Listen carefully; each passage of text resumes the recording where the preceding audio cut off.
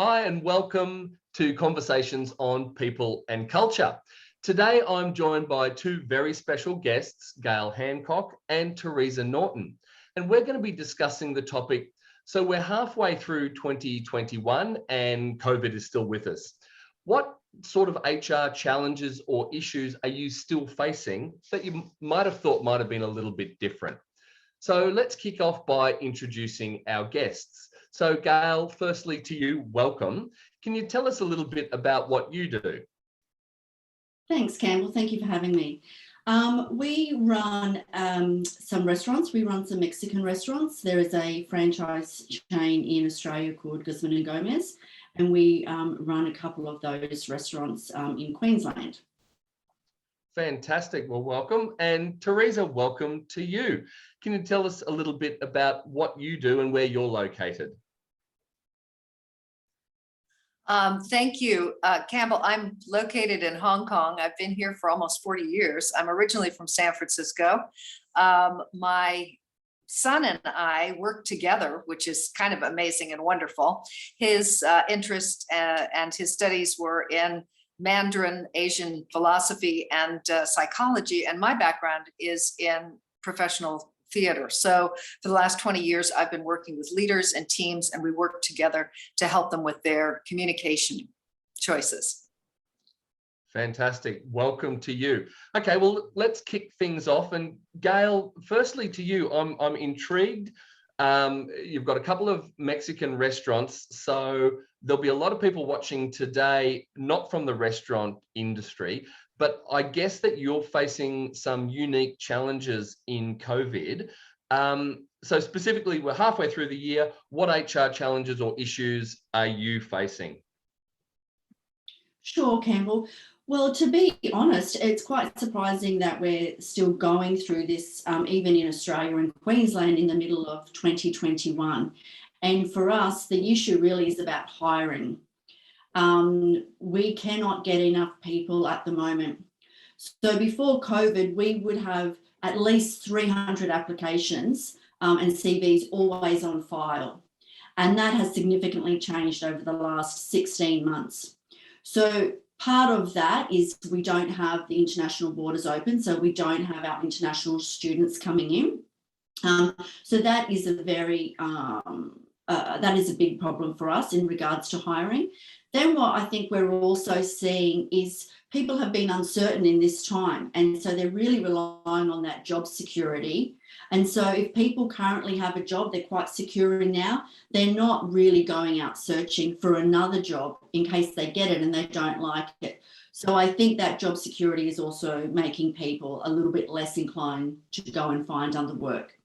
And so we would have probably about less than 20% of our applications now are international students. And so therefore, when we're looking at residents, and we tend to not get the same availability that we have with those uni students. And so hiring for us is a real opportunity at the moment. Yeah, wow, that's really interesting. So typically your casual or full-time staff mix is a higher proportion of international students than local students? I think what it is, it's probably about 50% are international students, 50 Yep. or 60%. But apart from that, we're also relying on domestic students that might come to Queensland to go to uni, and that has significantly dropped down as well. So we certainly, the international borders is an issue for us. Just the unis and their uptake in general is an issue. And then, as I said earlier, just people wanting a change and coming across and getting a job.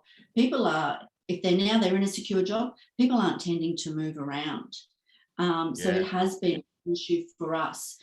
Recently, the government in Australia, we have a rule of no more than 20 hours per week for international students to work.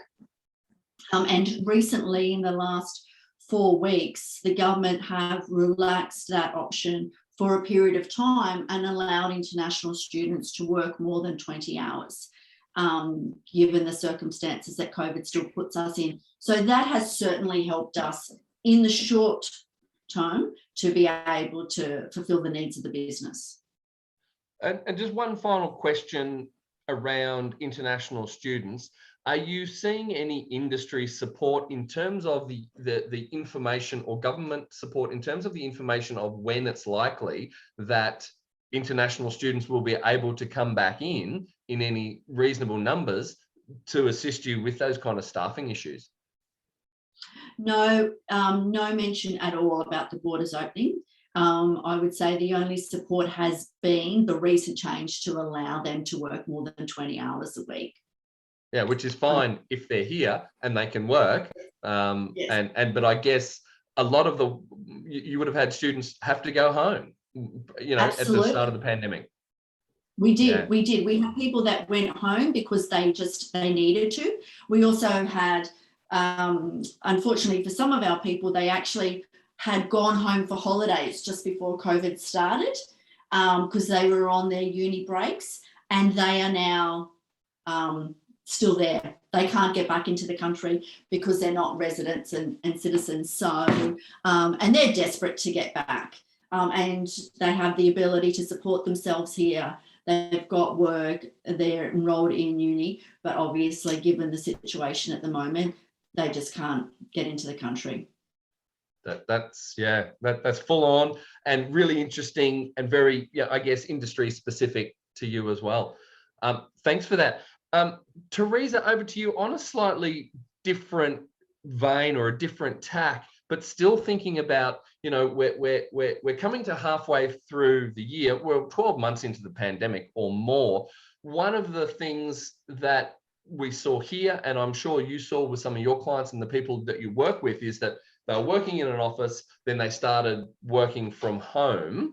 And then, there's been some change. We're now, 12 months into it. What are your thoughts about, work from home? Does it affect your segment, the people that you work with? Has the perception changed since the start of the year? I'm really interested to get your thoughts on that. Well, we've been sort of in this work from home thing longer because of the protests in Hong Kong. So mid 2019, we realized that there was most of the training that we did was face-to-face back in the day. And in a way it was, we had the sort of mixed blessing of getting a bit of a head start and realizing that we really, the fact that we had wanted to do more virtual offerings, it became a necessity. And so we had kind of a 6-month jump before COVID even started in terms of our relations with some of our strategic partners who are working on the tech side of things. Oh, some drilling has started. We're in Hong Kong. Work from home. So this is an ongoing thing. You don't have to ignore that. So it has been a challenge, but it's been an exciting one for us because, as I said, we had really wanted to move into virtual offerings for a couple of years, and this just gave us a little kick in the pants. We are finding now that that freeze frame that a lot of our clients had been in, sort of like, we don't know what we want to do with our training budgets because we just don't know what this is going to when this is going to end and what this is going to be like. A lot of our clients are now saying, we need to get back to developing our people. And another benefit for us has been that the focus of our work has always been on creating a more inclusive and psychologically safe environment for people to work. And this has now become, a priority for every business, where we had some clients that really got why that was important. Now it's just across the board. Everyone is realizing that this has got to be a priority. I mean, Gail was talking about the limitations of talent in terms of students. Listen, the talent, the fact that a lot of people in the workforce are making different decisions about where they want to work and how they want to work and why they would want to work somewhere. So there's a lot of culture considerations that are, being looked Challenged. at and challenged. Yeah, exactly. Yeah, and I wonder, that's really interesting what you say. And I wonder how what I'm really interested in driving at is how people's perceptions have changed as we've gone through the pandemic. And what I'm specifically talking about is being very much a delivering your training face-to-face, this theatre-based, very quickly pivoted to being able to deliver online training. And people initially would have had this reluctance, oh, I don't know how I'm going to deliver things online, and then were successful to do it. Now we're seeing an real appetite again. Okay, I do have an appetite to be face-to-face. It doesn't matter what you're training, but we've got this appetite to do it face-to-face. I wonder where that's going to, if we cast our mind 12 months or 6 months or 12 months in the future, how is our view changing to where is the balance going to lie? Does that make sense? Yeah, I mean, I think hybrid learning is here to stay, and that is what we're doing now. Some of the work that we're doing now is face-to-face with some people from other parts of the world sort of beamed in, beam me up, Scotty. It's like beam me into the workshop, and that's working fine. Again, the tech tools that we have got under our belts now as a result of these partnerships has made it incredibly exciting. I've just finished doing a series of some pro bono work for the Women's Foundation here. And we're using this particular tool, which allows us to have people engaging before the workshop, during the workshop, and after the workshop in ways that they would not have been able to do if we had just been in the room with them.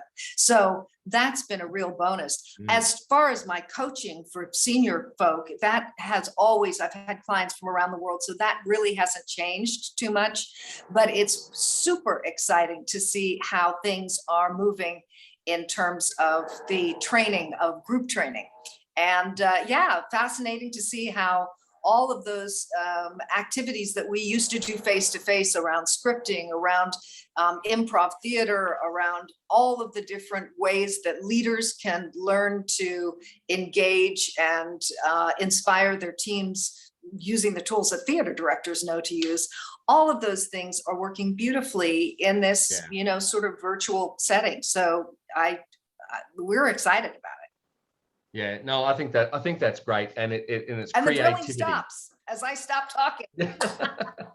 It's always the way. No, that's creativity. Look, question for you both, but I'll start with you, Gail. And it's, we're on this long, slow climb out of COVID. To whatever the new normal is, or this new reality, or whatever it looks like. And what my question is around, what are some of the ways to keep leaders and managers engaged on this journey? But more particularly, do the old methods of what we did to keep them engaged and fired up and excited and enthusiastic at work, do the old methods still work? What's your read on that? Sure. I think for us, we went through a period last year and even into early this year where it was just, let's just run the restaurants. Like everything else is on hold right now. Let's run the restaurants because nobody was going anywhere. So people had money they wanted to spend and, and business was going well. But we were struggling to get all those people, as we talked about earlier, on board. So it was literally just everybody's hands on deck.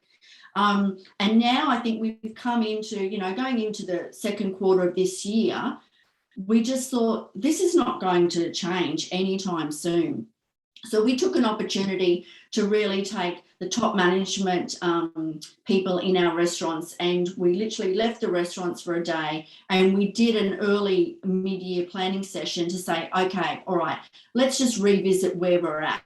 Let's forget about COVID and the situation at the moment, and let's just focus back on what are the results of the business, what are our KPIs, and let's just try and focus on that again. And we typically do that at the end of the year and in the middle of the year, but this year we did it a little bit sooner because it was an opportunity to let's refocus, let's re-energize, let's focus again. And I think that's really helped reinvigorate everybody because we all seem to just be on this hamster wheel for a period of time in 2020. And now I think everybody is just like, okay, this is just the new norm. And even recently we had shutdowns again. That's just the way it is at the moment. And so it was an opportunity for us just to stop it and revisit. And I think they actually probably appreciated that time out and looking at the business again more than they probably did previously, because it was a way of a distraction. And so I think that was a really good part for us and a key for us. And then in regards to, do the old methods work or the new? I think for us, revisiting it and probably just accelerating some of the stuff that we would have spoken about, we're making sure that we're probably focusing on some new training and education for some of our senior people that perhaps we would have taken a little bit longer to get to with certain people. Where now let's bring it in and giving them new opportunities and new rewards as a way of saying, thanks for helping us through the last 15 months. And we really value you as an employee and what you've done to support us as a business, because whilst we might be a franchise, we're a family operated business. And I think if anything, they have valued that more than what they would have even 18 months ago when we gave them a pay rise or we gave them an opportunity, because I think they've also valued the job security that they've had during the last 18 months. Yeah, that's really, really interesting. And I think this idea of empowering the staff and having them see and take ownership of the business, so in terms of the planning, is so powerful. It's not just about a pay rise or a free tickets to the movies or something like that. It's these added things. And Teresa, I mean, have you noticed similar things? What's your thoughts on staff engagement, or particularly leadership and management engagement in these Absolutely. times? Hey, listen, I've been nodding my head throughout all of Gail's share there. Absolutely, this is what's happening. I mean, we do workshops on creativity, helping leaders create a safe environment for teams to start coming up with inventive, innovative, novel solutions to the problems that they're facing. The ideas cannot come down this way. I mean, it's all got to be everybody, it's all hands on deck for finding creative solutions to the problems that they're facing. Another thing is storytelling and confident communication in this new arena. Obviously, for those of us who have worked in television or film or on stage, being on camera is something that's delightful, or delightful on our end anyway. But for most people, that is a very uncomfortable new way of engaging with their clients. And we are working a lot with people around getting sales teams and team members feeling more comfortable to present, to pitch to clients, to present their ideas, to understand. I mean, I talk about it and say, listen, this doesn't have to be looked at as a screen. In fact, it is a much more intimate opportunity to engage with a client when I'm inviting you into my home. I'm not sitting in a conference room or a function room in a hotel, right? You've got an opportunity to really develop a much more personal, real relationship with your clients if you can find that comfort zone to bring your whole self into these engagements. So storytelling, creativity, a lot around the importance of creating a psychologically safe environment where everyone feels included, that they can bring their whole selves in and participate and feel like they need to take some ownership and some command over their own career path, and recognize that they have a part in their success as well. So, yeah. Yeah, I think that's so important. Ownership. It's individuals seeing that they're part of a bigger picture and that they're valued and that they have ownership over their domain. Look, I'm conscious of time, and let's bring this home. A question for you both, starting with you, Gail. So if there was one key action item or recommendation that you could make to a leader or manager watching these conversations, what might that be? And particularly thinking about the rest of 2021. Sure. Oh, look, I think, culture is king. I mean, everybody knows that saying, and I think it's even more so now than it ever has been before. I think that employers really value their employees more than they ever have before, and I think employees value good employers even and more so before. And so I suppose my key message would be I would certainly embrace your team and your hierarchy in your team, and I would certainly look after them and reward them, whether it's, you know, putting the plans together, which we've spoken about, and just having that engagement and that reward, I think is more crucial and critical now, whether it's small business, large business, or not. I think that's critical at this point in time. Awesome. And Teresa, do you see things differently where you are? I mean, it seems to make sense.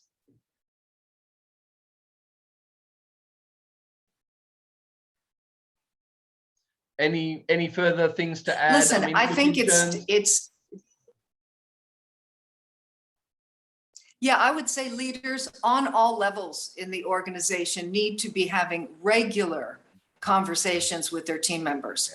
You know, 5 minutes once a month that is focused on what's important to you. How can I be of support for you? How can I not do for you, but help you to do for yourself? Understanding their frustrations. I mean, honestly, everybody can carve out 5 to 10 minutes. No matter if you've got 20 people working for you, if you could do 5 minutes with each one of them that is just focused on them and their career path and how you can support them.